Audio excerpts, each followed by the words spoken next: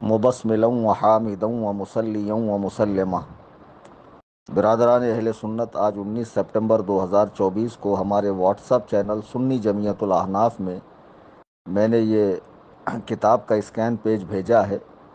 اس کی تفصیل میں عرض کرتا ہوں، اور کل بھی میں نے بھیجا تھا، اس پر 11 منٹ 45 سیکنڈ کا آڈیو بھی ڈالا تھا۔ امید قوی ہے کہ آپ نے اسے سماعت کیا ہوگا۔ عزیزان محترم، میلاد کے منکرین میں دیوبندی اور اہل حدیث دونوں ہیں، اور جب یہ میلادیوں سے دلیل مانگتے ہیں تو میلاد میں ہونے والے ہر کام پر قرآن سے، صحیح حدیث سے اور عمل صحابہ سے دلیل مانگتے ہیں۔ تو کل میں نے دیوبندی جماعت کے مشہور و معروف مناظر مولوی امین صفدر اکاڑوی کی کتاب کا اسکین پیج بھیجا تھا، کہ جس میں اس نے کہا کہ مدعی سے دلیل خاص کا مطالبہ یہ مرزا غلام احمد قادیانی کی سنت ہے، کہ خاص قرآن ہی سے دکھاؤ، خاص حدیث اور حدیث کی فلاں کتاب سے اور فلاں صحابی سے دکھاؤ۔ یہ مرزا غلام قادیانی کی سنت ہے، اور اصل میں یہ فرار ہے، بھاگنے کا طریقہ ہے۔ تو خیر، کل دیوبندیوں کو جواب دیا میں نے۔ اب بچے اہل حدیث، یہ ماڈرن گروپ جو ملکہ وکٹوریہ کے دور میں پیدا ہوا اور قرآن عمل بالحدیث کا دعویٰ کرتا ہے کہ ہم لوگ قرآن اور صحیح حدیث پر عمل کرتے ہیں، بلکہ نعرہ بھی لگاتے ہیں کہ اہل حدیث کے دو اصول، فرمان خدا، فرمان رسول، ہے نا، کہ صرف اللہ اور رسول کے فرمان پہ ہم عمل کریں گے۔ یہاں تک کہ یہ لوگ جو محمدی لکھتے ہیں، میں نے پہلے بھی کہا کہ مولوی محمد جونا گڑی جو ان کا بہت بڑا عالم تھا، اسی کی نسبت سے لوگ محمدی لکھتے ہیں۔ یہ محمد الرسول اللہ سے محمدی نہیں ہے، محمد جونا گڑی سے محمدی ہے۔ تو اس نے بھی اپنی کتاب میں صاف صاف لکھا کہ ہم نبی کی بھی بات نہیں مانیں گے جب تک وہ وحی الہی کے بنا پر نہ کہیں۔ اگر ان کی اپنی ذاتی رائے ہو تو ہم نہیں مانیں گے، اور صحابہ کرام کی بات کو بھی ہم نہیں مانتے۔ اور پھر یہ ہم سے صحابہ کی دلیل پوچھتے ہیں کہ بتاؤ صحابہ نے یہ کیا کیا، صحابہ نے یہ کیا کیا۔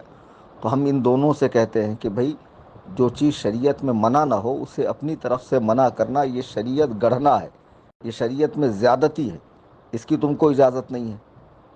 ہماری یہ دلیل جو ہے علماء اہل سنت نے سے آپ نے بارہا سنی ہوگی کہ بھئی میلاد جب شریعت میں منع نہیں ہے تو آپ کس بنا پہ منع کرتے ہیں؟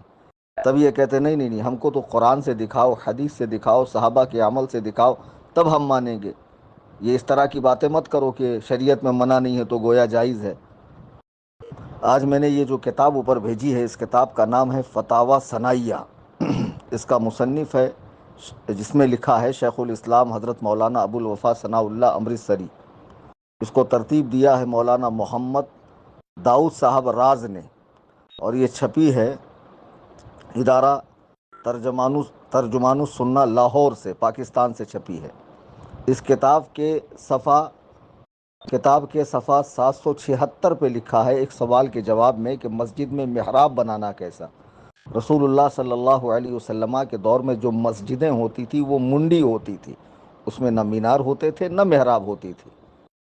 اللہ کے حبیب علیہ السلام کے دور میں یہ میناریں وغیرہ لگانے کا کام اور پھر مسجد میں محراب بنانے کا کام یہ بعد میں ہوا۔ تو اس کے جواب میں یہ صاحب جب پوچھا گیا کہ مساجد میں محراب بنانے کی کیا دلیل ہے، تو دیکھیے کیا جواب دیتے ہیں۔ کہتے ہیں، میں نے ہائی لائٹ کیا ہے، بے شک محراب بنانا مسجدوں میں جائز ہے، اس کے عدم جواز پر کوئی دلیل نہیں۔ نہ انہوں نے قرآن کی آیت پیش کی، نہ انہوں نے حدیث پیش کی، نہ صحابہ کا عمل پیش کیا، صرف اور صرف اتنا کہا کہ بے شک محراب بنانا مسجدوں میں جائز ہے، اس کے عدم جواز پر کوئی دلیل نہیں۔ پھر جب ہم کہتے ہیں کہ بے شک میلاد جائز ہے، اس کے عدم جواز یعنی منع ہونے پر، ناجائز ہونے پر کوئی دلیل نہیں، تو واویلا کیوں کھڑا کرتے ہو؟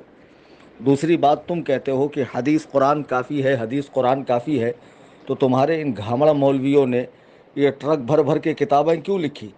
فتاوی ثنائیہ، فتاوی ستاریہ، فتاوی جماعت اہل حدیث، یہ بے شمار جو کتابیں تمہارے علماء نے لکھی ہے فتاووں کی، یہ کیوں لکھی ہیں؟ جب حدیث و قرآن کافی ہے، تو جب تمہارے علماء فقہ کی کتابیں لکھ سکتے ہیں، فتاووں کی کتاب لکھ سکتے ہیں، تو پھر وہ عہد رسالت سے قریب کے مجتہدین جنہوں نے فقہی مذاہب کو مدون کیا اور فتاووں کی کتاب لکھی، ان کی کتابوں کا کیوں انکار کرتے ہو؟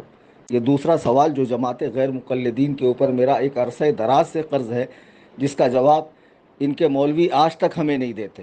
یعنی تم کرو قیاس تو جائز ہے، صحیح ہے، اور وہ مجتہدین جن میں صلاحیتیں کوٹ کوٹ کے بھری ہوئی تھی، جو مجتہد مطلق تھے، ان کی قیاس اور رائے کو یہ لوگ ٹھکرا دیتے یہ کہہ کر کہ حدیث و قرآن کافی ہے۔ جب حدیث و قرآن کافی ہے تو یہ نزول الابرار، یہ فتاوی ستاریہ، فتاوی ثنائیہ، فتاوی جماعت اہل حدیث، یہ بے شمار کتابیں تمہارے علماء نے فتاووں کی کیوں لکھی؟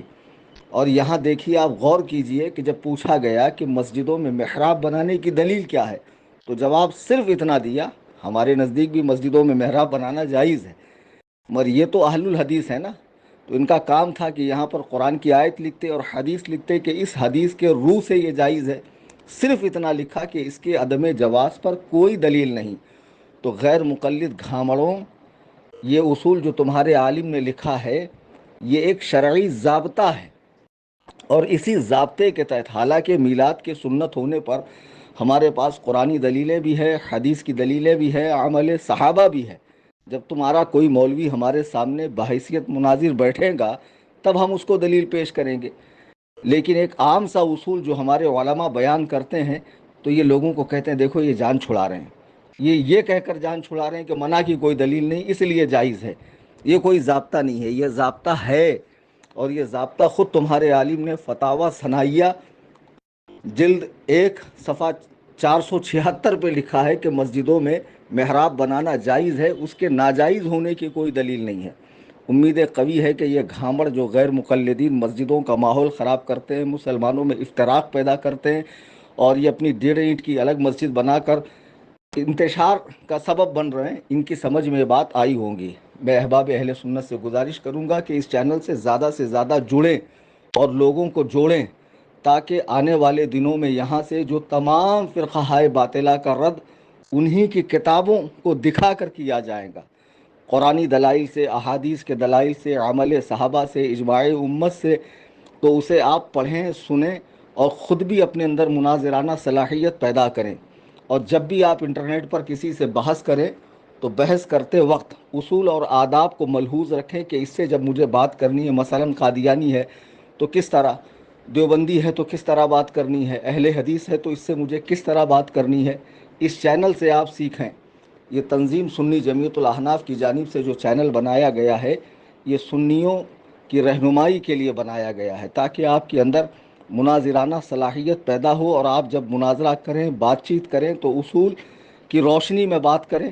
اور ایسا کوئی فرقہ نہیں ہے کہ جو اہل سنت و جماعت کے سامنے دلائل کے میدان میں ٹھہر سکے۔ الحمدللہ ثم الحمدللہ، ہمارے علماء نے کتابی صورت میں ہمیں ایسے ہتھیار دیے ہیں کہ ہمارے مقابلے میں کوئی رک ہی نہیں سکتا ہے۔ بس آپ اتنا کریں کہ اس چینل سے زیادہ لوگوں کو جوڑیں۔ اس سے پہلے بھی میں نے اس چینل سے جوڑنے کی صورت بتائی ہے کہ سنی بھائیوں کی اجازت سے ان کا موبائل لیں اور واٹس ایپ کی اپڈیٹس میں جائیں۔ اپڈیٹس میں جانے کے بعد اوپر کی جانب سرچ کا بٹن ہے، سنی لکھیں، نیچے سنی جمعیت الاحناف لکھا آئے گا، اس پر کلک کریں، فالو کا بٹن دبائیں، بیل آئیکن کو دبائیں، اور چینل کے انفو میں جا کر فارورڈ لکھا ہوگا، وہاں سے آپ چینل کی لنک تمام دوست احباب کو شیئر کر سکتے ہیں۔ آپ کی کوشش یہ ہو کہ ہمارے سنی بھائی بھرپور علم حاصل کریں، ان کے عقائد درست ہوں، ان کی عبادتیں درست ہوں، اور فرقہ باطلہ کے بارے میں ان کو جانکاری ہو، ان سے ہمارے اختلافات کن کن مسائل میں ہے، اور ان اختلافات میں ہمارے پاس قرآن سے دلیل، حدیث سے دلیل، اجماع سلف سے دلیل کیا کیا ہے، یہ ہر سنی کے پاس ہونی چاہیے۔ لہٰذا ہر سنی بھائی کو اس چینل سے جوڑیں، اور آج جو یہ میں نے آڈیو بھیجی ہے اسے یوٹیوب پہ ہر شخص ڈال سکتا ہے، اور غیر مقلدین کو زیادہ سے زیادہ شیئر کریں۔